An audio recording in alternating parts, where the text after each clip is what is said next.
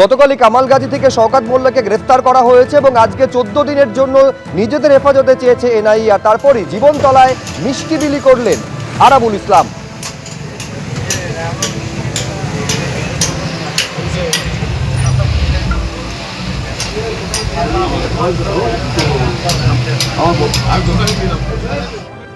গ্রেপ্তার হয়েছে ভাঙড় ক্যানিংয়ের মানুষ খুশি যে এই লোকটা গ্রেপ্তার হওয়ার দরকার ছিল।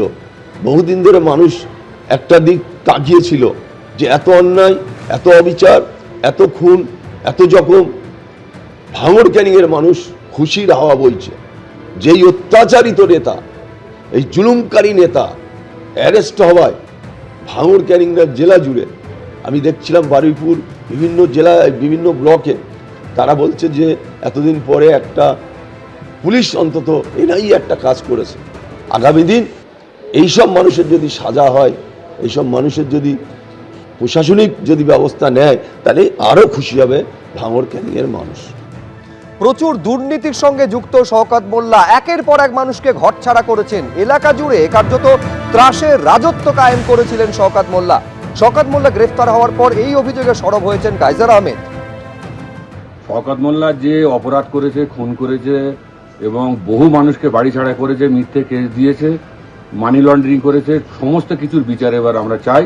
এবং পাশাপাশি ওর যারা সাগরেদ, যারা এই ভাঙড় এবং ক্যানিংয়ে ওর কথা মতো বা তাদের নিজের ইচ্ছা মতো যে অত্যাচারগুলো করেছে, মানুষের বিচারের নামে প্রহসন করেছে, কোটি কোটি টাকার দুর্নীতি করেছে, সরকারি প্রকল্পে টাকা থেকে কাটমানি খেয়েছে, লোকের সম্পত্তি জোর জবরদস্তি করে দখল করে নিয়েছে, মানুষের উপরে মানে টর্চার করেছে, খুন করেছে। এই সমস্ত যারা অ্যান্টি সোশ্যাল ক্রিমিনাল, যারা শওকতকে সঙ্গ দিয়েছে ভাঙড় এবং ক্যানিং জুড়ে, তাদের প্রত্যেককে এই সময় ধরে নিতে হবে এবং আইনের মাধ্যমে তাদের যা যাবতীয় সাজা দেওয়ার যে প্রসেস চলছে তাতে তাদের আওতায় তাদের নিয়ে আসতে হবে। ফুল টার্ম পিসি অর্থাৎ পুরো 14 দিনের জন্য শওকত মোল্লাকে নিজেদের হেফাজতে চেয়ে আদালতে আবেদন জানালো এনআইএ। শওকত মোল্লার আইনজীবী তরফে তার জামিনের আবেদন করা হয়, কিন্তু সেই আবেদনের তীব্র বিরোধিতা এনআইএ তরফে করা হয় এই যুক্তি দিয়ে, যদি এখনই জামিন দিয়ে দেওয়া হয় তাহলে সাক্ষীদের প্রভাবিত করতে পারে ধৃতরা। ফলে শওকত মোল্লাকে 14 দিনের জন্য নিজেদের হেফাজতে চেয়ে আদালতে আবেদন জানিয়েছে এনআইএ। আরো বিস্তারিত আমরা জানবো, সরাসরি কথা বলবো, আমাদের প্রতিনিধি সুকান্ত মুখোপাধ্যায় রয়েছেন। আদালতে সওয়াল জবাবে ঠিক কি হলো, ঠিক কোন যুক্তিতে নিজেদের হেফাজতে এনআইএ চাইছে শওকত মোল্লাকে? দেখো, ঠিক 3:30 নাগাদ চিফ জাজ সুদীপ্ত কুমার দে তার এজলাসে মামলাটি ওঠে এবং সেই সময় কিন্তু কাঠগড়াতে আনা হয়েছিল শওকত মোল্লাকে। এবং এনআইএর তরফে তারা যে দাবি করতে থাকে, তারা একটি কেস ডায়েরি জমা দেন এবং তারা বলেন যে এই ঘটনাতে এখনো পর্যন্ত 4 জনকে গ্রেপ্তার করা হয়েছে। গতকাল শওকত মোল্লা অন্যতম কনস্পিরেটর বা অন্যতম ষড়যন্ত্রকারী, সেই শওকত মোল্লাকে গ্রেপ্তার করা হয়েছে এবং তার কাছ থেকে অনেক কিছু জানা প্রয়োজন এবং সেই কারণে তাকে 14 দিনে নিজেদের তারা হেফাজতে চাইছেন। শুধুমাত্র তাই নয়, যখন তাকে গ্রেফতার করা হয় সেই সময় তার কাছ থেকে একটি পেন ড্রাইভ পাওয়া যায়, একটি মোবাইল ফোন পাওয়া যায়। এই দুটি জিনিসেরও কিন্তু ফরেনসিক পরীক্ষা করা হোক, এই আবেদনও জমা দেওয়া হয়েছে। শুধুমাত্র শওকত মোল্লা নয়, এই ঘটনাতে এর আগে যে 3 জন অ্যারেস্ট হয়েছিল, যাদেরকে উত্তর কাশীপুর থানা গ্রেপ্তার করেছিল, যাদের মধ্যে রয়েছে রহমত আলী মোল্লা, ওহিদুল ইসলাম মোল্লা এবং সাইনুর মোল্লা, এদেরও ফোন কিন্তু ইতিমধ্যে এনআইএর কাছে রয়েছে এবং এই প্রত্যেকের ফোনের তারা ফরেনসিক এক্সপার্টদেরকে দিয়ে তারা রিপোর্ট করতে চাইছেন। এই কারণে যে ঘটনার আগে এক্সপ্লোশন, মানে একেবারে সেই বোমা তৈরি এবং এক্সপ্লোশনের পরে নির্দেশ দেওয়া হয়েছিল ঘটনাস্থল পরিষ্কার করা, এবং তৃতীয়ত হচ্ছে ঘটনার পরে ডিসিজড অর্থাৎ যে মারা গিয়েছে এবং যিনি আহত হয়েছেন তাদেরকে একটি গাড়ি করে পাচার করার চেষ্টা হয়েছিল।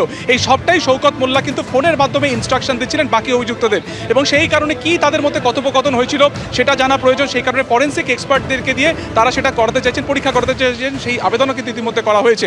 অন্যদিকে যেটা বলা হচ্ছে একদম খুব গুরুত্বপূর্ণ কথা, যে শওকত মোল্লা এক্স এমএলএ, তিনি পূর্ব ক্যানিংয়ের বিধায়ক ছিলেন, অত্যন্ত প্রভাবশালী তিনি, এবং তদন্ত যে পর্যায়ে রয়েছে সেই পর্যায়ে যদি শওকত মোল্লাকে এখন জামিন দেওয়া হয় তাহলে তিনি কিন্তু এই তার প্রভাব খাটাতে পারেন এবং সাক্ষ্যদেরকে প্রভাবিত করতে পারেন এবং সেই কারণে 14 দিনের হেফাজত চাওয়া হয়।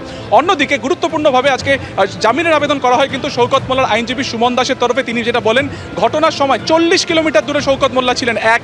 দ্বিতীয়ত হচ্ছে এই ঘটনার আশপাশেও তিনি ছিলেন না এবং সেই সময় তিনি অন্য একটি কাজে ব্যস্ত ছিলেন এবং ইচ্ছাকৃতভাবে কিন্তু তার নাম এই গোটা ঘটনাতে যুক্ত করা হচ্ছে। এবং তার মক্কেল অর্থাৎ শওকত মোল্লা, তিনি একজন এমএলএ ছিলেন, একসময় তিনি জেড ক্যাটাগরি পেতেন থাকবেন, তিনি তদন্তে সমস্ত রকম সহযোগিতা করবেন এবং ঘটনার পর কিন্তু তিনি কোথাও পালিয়ে যাননি এই যুক্তিও কিন্তু আদালতে দেওয়া হয় এবং সেই নিরিখে জামিনের আবেদন করা হয়। দুপক্ষের বক্তব্য প্রায় 20 থেকে 25 মিনিট চলে। আপাতত এই যে সওয়াল জবাবের যে অর্ডার, সেই অর্ডার আপাতত রিজার্ভে রাখা হয়েছে। তবে গুরুত্বপূর্ণ এটাই যে এনআইএর তরফে বারবার তারা যেটা বলেন যে অত্যন্ত প্রভাবশালী হচ্ছে শওকত মোল্লা, তাকে যেন জামিন না দেওয়া হয়। জামিনের বিরোধিতা করে 14 দিনের এনআইএ হেফাজতের আবেদন করা হয়েছে এবং যেটা তোমাকে বললাম অর্ডার এই মুহূর্তে রিজার্ভ রেখেছে চিফ। বেশ, তুমি আমাদের সঙ্গে থাকো, আমি আবার তোমার কাছে ফিরছি সুকান্ত। আমি দর্শকদের আরেকবার জানাবো যে এই মুহূর্তে রায়দান স্থগিত রয়েছে, রিজার্ভ করে রাখা হয়েছে, কিন্তু দুপক্ষের প্রায় 8 ঘন্টা ধরে সওয়াল জবাব চলেছে। 14 দিনের জন্য নিজেদের হেফাজতে চেয়েছে এনআইএ। একেবারে প্রাইম কনস্পিরেটর, এই যে বিস্ফোরণের ঘটনা মার্চ মাসে ঘটেছিল তার মূল ষড়যন্ত্রকারী হচ্ছেন এই শওকত মোল্লা বলে আদালতে দাবি করেছে এনআইএ। শোনাব আপনাদের এনআইএ তরফে আইনজীবী কি বলছেন। গতকাল শওকত মোল্লা অ্যারেস্ট হয়েছে, যেটা বিজয়গঞ্জ পুলিশ স্টেশনের আন্ডারে কেস হয়েছিল। সেই কেসটা মিনিস্ট্রি অফ হোমস, যেটা এনআইএকে ইনভেস্টিগেশন করার জন্য ডাইরেকশন দেয়, এনআইএ ইনভেস্টিগেশন শুরু করে এবং সেখানে অলরেডি 3 জন অ্যাকিউজড পারসন অলরেডি অ্যারেস্টেড এবং তাদের মধ্যে একজন জুডিশিয়াল কাস্টাডি, যেটা আমি কোর্টের কাছে বলেছি, 2 জন জুডিশিয়াল কাস্টাডি, একজন পুলিশ কাস্টাডি আছেন।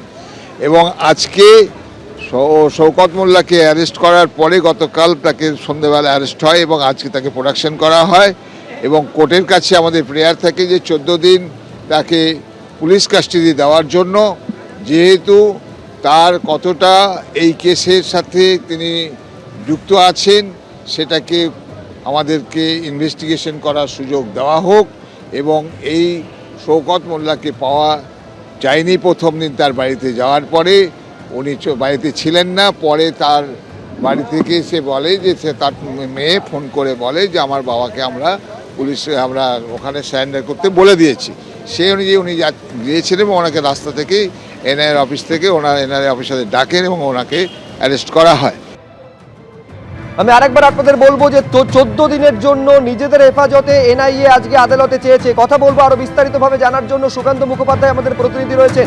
একটা বিষয় সুকান্ত, যে এই ঘটনার সঙ্গে মার্চ মাসে দক্ষিণ বামুনিয়া গ্রামে যে বিস্ফোরণের ঘটনা ঘটলো তার সঙ্গে যোগ থাকা শুধু নয়, একেবারে প্রাইম কনস্পিরেটর বলে আদালতে দাবি করেছে এনআইএ। ঠিক কি যুক্তি, কি দাবি করা হলো মূল ষড়যন্ত্রকারী হিসেবে একেবারে শওকত মোল্লাকে অভিযুক্ত করে, কি বললো এনআইএ এই নিয়ে? দেখো, জানি রাখি যে শওকত মোল্লার আইনজীবী বারবার যেটা বলার চেষ্টা করেন যে 18ই মার্চে এই বিস্ফোরণের সাথে তার মক্কেলের বা তার ক্লায়েন্টের কোনো রকম যোগসূত্র নেই। শুধুমাত্র তাই না, ঘটনাস্থল থেকে 40 কিলোমিটার দূরে তার মক্কেল ছিল এবং এই ঘটনার সাথে কোনো রকম ইনভলভ নেই। প্রথম যখন এই কেস উত্তর কাশীপুর থানা শুরু করে তখন কিন্তু শওকত মোল্লার নামও সেখানে ছিল না। পরবর্তীকালে তার নাম ইনক্লুড করা হয় এবং জামিনের আবেদন করা হয় এবং বলা হয় এটাও যে তার মানে অর্থাৎ শওকত মোল্লা তিনি হচ্ছেন এমএলএ ছিলেন, তিনি জেড ক্যাটাগরি নিরাপত্তা পেতেন এবং তিনি কোথাও পালিয়ে যাবেন না এবং সেই কারণে জামিনের আবেদন করা হয়। কিন্তু এনআইএর তরফে জামিনের আবেদন খারিজ করে মূল যে কথা বারবার বলা যে কনস্পিরেটর, আমাদের সাথে হিন্দলদের রয়েছে, তিনি আমাদের সাথে কোর্টে ছিলেন। হিন্দল বলা হচ্ছিল বারবার যে কনস্পিরেটর এবং এটাও বলা হচ্ছিল যে এনআইএর তরফে 14 দিন হেফাজত চাইছে, তিনি অত্যন্ত প্রভাবশালী। আর কি বলা হলো এনআইএর তরফে?